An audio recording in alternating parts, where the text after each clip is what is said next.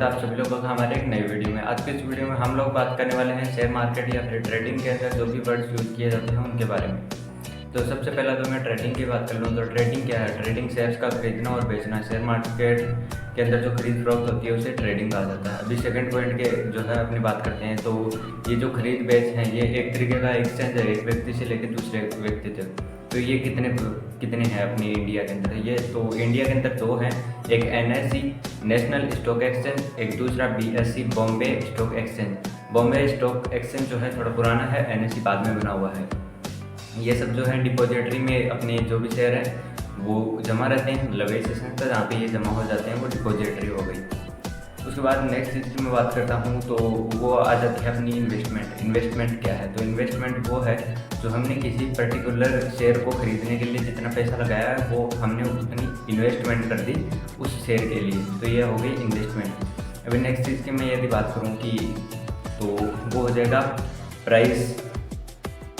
Ask price क्या है? तो आस्क प्राइस वो है जो वो मांगता है अगला, मतलब उस शेयर पर्टिकुलर शेयर के लिए हमें कितनी जो है प्राइस देनी पड़ेगी वो हो जाएगी। उसके बाद होती है बिड प्राइस। बिड प्राइस क्या है कि मार्केट प्राइस कितनी भी चल रही हो अपने शेयर की, बट हमें एक फिक्स वैल्यू पे लेना है कि इस वैल्यू पे हमें लेना है, तो उसकी हम बिड कर देते हैं कि इस पर्टिकुलर वैल्यू पे आने के बाद जो है ये शेयर हम बाई कर देंगे, तो वो हो गई अपनी बिड प्राइस। उसके बाद सेकंड की बात करते हैं bull market, bull and beer market. Bull बोले तो सांड क्या करता है? सींग से मारता है और ऊपर उछाल देता है। इसका मतलब शेयर मार्केट या फिर ट्रेडिंग के अंदर जो बुल होगा उसका मतलब होगा मार्केट का जो है ऊपर की तरफ जाने वाला है मार्केट। बुल का मतलब ऊपर की तरफ, और बुलिश यदि मैं बोलूँ कि बुलिश मार्केट है तो इसका मतलब मार्केट ऊपर की तरफ जाने वाला है। सेकंड चीज़ है बियर। बियर क्या है? भालू है। भालू जो है यहाँ से सिर से मारता है तो वो नीचे की तरफ गिराने की कोशिश करता है। Same to same share market में बुल जो होता है वो मार्केट को नीचे की तरफ लाने की कोशिश करता है, और यदि आप सुनते हैं कि बियर इस मार्केट है तो इसका मतलब ये है कि मार्केट जो है डाउन जा रहा है। उसके बाद नेक्स्ट चीज़ की मैं बात करूँ तो वो है सपोर्ट लेवल। सपोर्ट लेवल क्या आता है कि जैसे भी कोई भी शेयर है उसकी प्राइस ऊपर नीचे होती रहती है, लेकिन एक ऐसा पॉइंट होता है जिस पॉइंट से कभी भी वो जो है बार बार नीचे नहीं जाती। कई बार जब ऐसा होता है कि एक लाइन है, एक प्राइस पॉइंट है, उससे नीचे नहीं जा रही, तो उसको हम एक सपोर्ट लेवल मानते हैं कि बार बार इस सपोर्ट लेवल से आके प्राइस जो है वापस से उठ जाता है। उसके बाद मैं एक चीज़ की बात करूँ, चार्ट पैटर्न क्या है? चार्ट पैटर्न प्राइस को जो है अपने चार्ट पे जो है टाइम के साथ जो है आलेखित किया जाए, मतलब पर्टिकुलर टाइम के साथ प्राइस को जो है आलेखित किया जाए ग्राफ पे, तो वो उसका चार्ट पैटर्न हो जाएगा। अभी कैंडलस्टिक पैटर्न की बात करते हैं तो चार्ट में जो है अलग अलग प्रकार के चार्ट होते हैं, वैसे ही एक चार्ट का एक प्रकार है कैंडलस्टिक। तो ये है कैंडलस्टिक चार्ट, तो वो एक चार्ट का ही एक अलग अलग जो तरीके के चार्ट होते हैं, लाइन चार्ट, पाई चार्ट, उसी की तरह एक जो है कैंडल चार्ट होता है।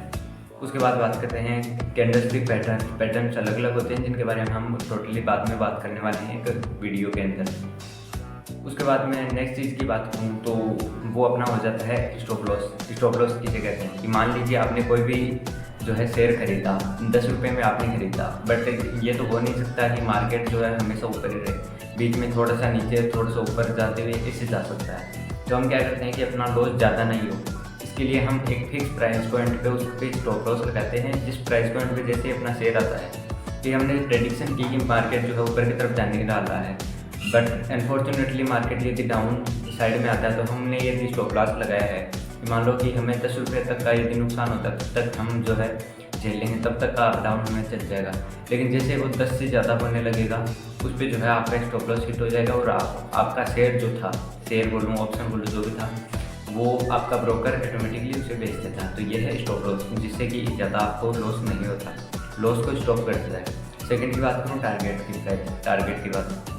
कई बार होता क्या है कि हम जैसे टाइम पे जो है ग्राफ को नहीं देख पाते या फिर वो चीज़ें नहीं संभाल पाते, उसके कारण क्या होता है कि हमने जो टारगेट सोचा हुआ होता है उस टारगेट पे प्राइस पहुंच तो जाती है पर अपना जो है ऑर्डर एग्जीक्यूट नहीं होता। ऑर्डर एग्जीक्यूट की मैं बात करूं तो मतलब ऑर्डर प्लेस होना, जिस तरीके से हम फ्लिपकार्ट अमेजोन पे ऑर्डर प्लेस करते हैं उसी तरीके से यहाँ पे ऑर्डर एग्जीक्यूट हो जाता है। तो यही चीज़ है कि ऑर्डर एग्जीक्यूट नहीं कर पाते, या फिर कई बार जो है हमें टाइम लग जाता है, उतनी देर में मार्केट जो है नीचे आ जाता है, या फिर जो है हमने कॉल बाई किया होगा उनके बारे में मैं आगे बताता हूँ, बट मार्केट ऊपर नीचे हो जाता है तो इस कारण हमें जो टारगेट चाहिए था वो अचीव नहीं हो पाता है। तो इसके लिए हम जो है जो है पहले से ही सेट कर सकते हैं कि इस टारगेट पे जाके, जैसे हमने 10 में खरीदा, अपना 15 का टारगेट है, तो हम जो है 15 का उसमें टारगेट लगा देंगे। तो जैसे ही प्राइस जो है 15 को हिट होगी, तुरंत जो है वो ऑर्डर एग्जीक्यूट हो जाएगा और आपका जो है 15 के ऊपर प्रॉफिट बुक हो जाएगा। प्रॉफिट बुक करने का मतलब क्या है कि उस पर्टिकुलर प्रॉफिट पे आके आप जो है उससे सेल कर देते हो, तो वो अपना प्रॉफिट बुक करना हो गया। उसके बाद मैं बात करता हूँ कॉल एंड पुट की।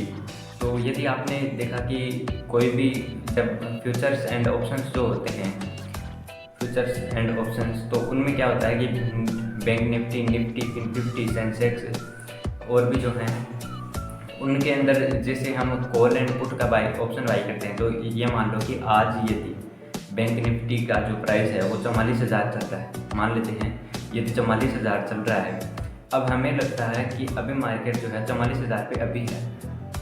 अभी मान लो कि अभी मार्केट ओपन हुआ है 10 बजे, मान लो कि अभी 10 बजे का टाइम है, अभी 44,000 पे।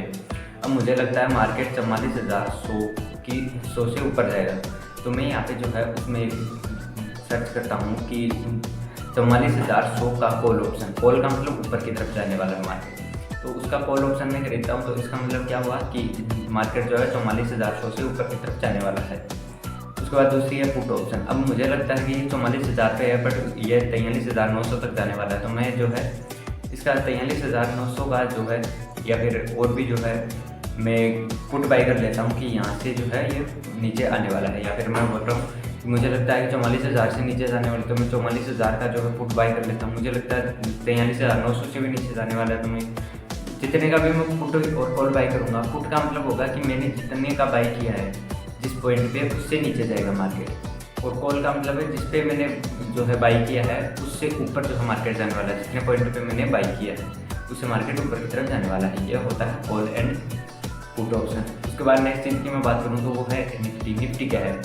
निफ्टी इंडिया की जो 50 टॉप कंपनीज हैं उनका जो है वो कैसा परफॉर्म कर रही है, उसका जो है एक इंडेक्स है, वो है निफ्टी। उसके बाद मैं बात करता हूँ कि बैंक निफ्टी क्या है।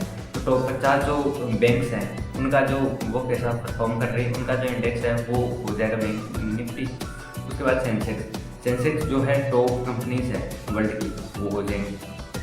तो यही है सेंसेक्स, निफ्टी, बैंक निफ्टी। बाकी और चीज़ें जो भी ध्यान में आएंगे आगे उनके बारे में मैं बताता जाऊँगा।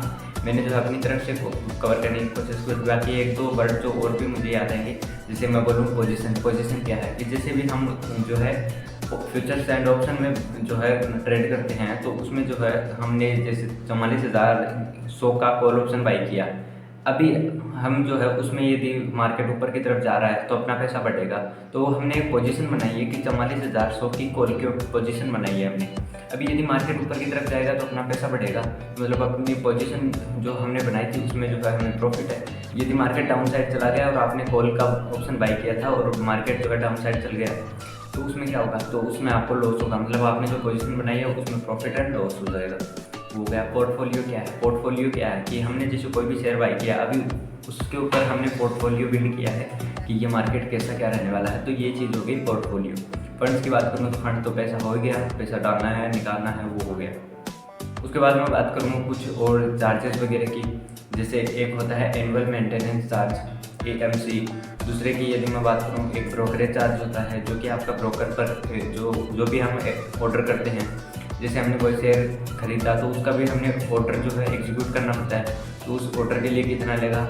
उसके बाद एक चीज़ मैं बात करूँगी इंट्राडे। इंट्राडे क्या होता है कि मान लीजिए आपके पास जो है कम पैसे हैं, तो आप क्या करते हो कि मुझे जो है मेरे पास 1,000 रुपये का जो है कैपिटल है। कैपिटल क्या है? कैपिटल भी फंड है, जो आपके पास पैसा है जो आप उसमें इन्वेस्ट कर सकते हो, वही कैपिटल है। मैं बोलता हूँ कि यदि आपके पास 1,000 रुपये की कैपिटल है, अभी आपको लगता है कि मुझे नेक्स्ट डे जो है और जो है पैसे वो करनी है, ट्रेड लेनी है, तो शेयर मार्केट का क्या है, जब आप शेयर्स खरीदते हो, स्टॉक्स खरीदते हो, तो उसमें तो एक दिन में इतना मूवमेंट आ नहीं सकता कि आप अपने पैसे बना पाओ। तो उसके लिए क्या करते हैं, एक दूसरी स्कीम है कि इंट्राडे। इंट्राडे में क्या होता है, एक दिन में खरीद के एक दिन में अपने आप जो है एग्जीक्यूट, वो ऑर्डर जो है ऑटोमेटिकली सेल हो जाता है, या फिर हमें सेल करना पड़ता है एक दिन के अंदर खरीद के बेचने के लिए। बट उसमें क्या होता है, प्रॉफिट हो जाए, हमें लेवरेज मिलता है। लेवरेज क्या है? लेवरेज मतलब यदि कोई 100 रुपये का शेयर है और हमारे पास 1,000 रुपये हैं, तो उसमें जो है यदि हम सीधे स्टॉक से खरीदेंगे तो वो जो है हमें 10 शेयर मिलने वाले हैं। बट यदि इंट्राडे में खरीदते हैं तो उसमें हमें लेवरेज मिल जाता है, उसमें 20% का अलग अलग परसेंटेज के हिसाब से जो है आपको लेवरेज मिल जाता है। तो उस लेवरेज के हिसाब से जहाँ पर आप 10 खरीदने वाले थे उससे ज़्यादा भी जो आप खरीद सकते हैं उस लेवरेज के हिसाब से।